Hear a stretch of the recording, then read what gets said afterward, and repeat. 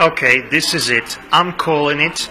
In this corner of the world, or Kono Sekai no Katasumi ni, is going to win the film festival, the grand competition, the main competition that is the Grand Platinum Prize. That's what it's called.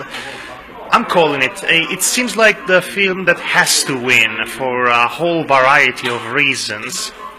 It's a masterpiece, being the first reason, and it also is a film that it's a Japanese animated film, by the way, that tackles the difficult period of the Second World War in Japan, up until the bombings of Hiroshima and Nagasaki. And while it is not the first film to do that, Gen of Hiroshima comes to mind, and of course there's Graves of the Fireflies, for better and for worse. But this one does something different, I believe.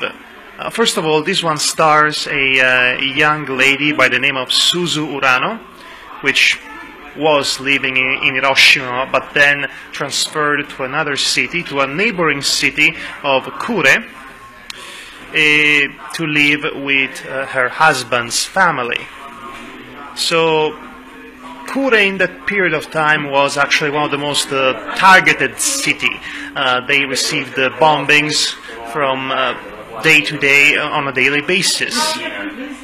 We get to see the life of her and her family during this period of time, and to my surprise, it is mostly light-hearted, and it has a visual style that interestingly reflects that seeming light-heartedness, the day-to-day life, the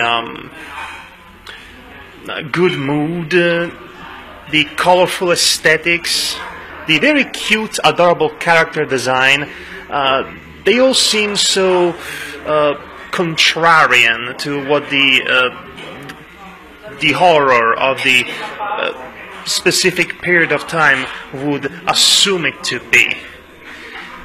But in a way, that actually empowers the tragedy of war when those bombs hit and the lives are lost.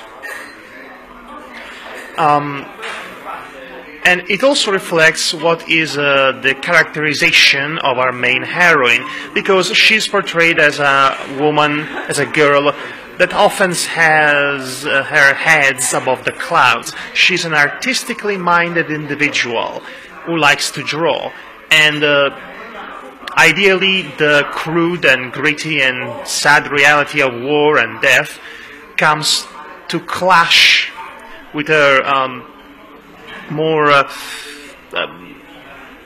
artistic demeanor, shall we call it, with her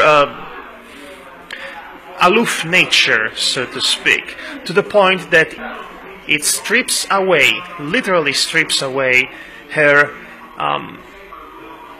ability to create art. And the less I say about that, the better. But this is really good.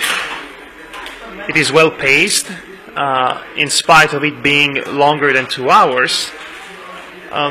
There's a lot of good, heartfelt moments, lots of funny moments, in spite of the grim and the darkness of the period of what was going on. But in a way, that uplifting nature that most of the story has serves to show to us the strength of the Japanese people during this turmoil that was the war, and what their day-to-day life was like.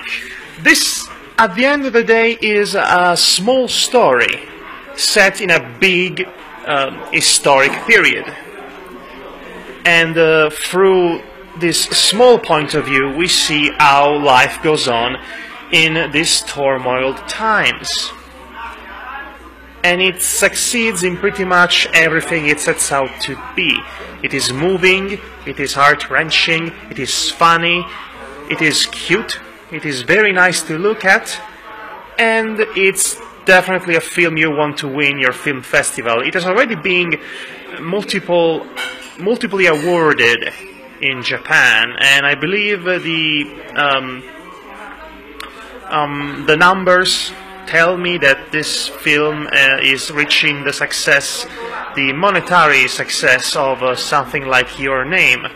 At least that's what I've been told. I would have to look it up personally, but bottom line is that this is really good. This is really, really good. Oh, and apparently here it says that it won more awards than Your Name and A Silent Voice, which, to be fair, are both decent films, but they are not especially great, in my opinion.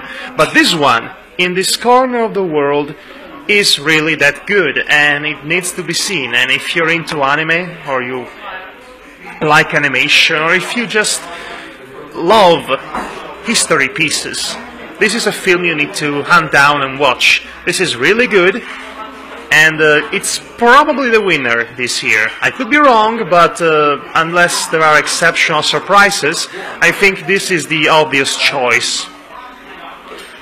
So today is the last day of the festival. It is a Sunday, and I think this might be the last vlog before I catch wind of the awards ceremony and see who wins and who doesn't.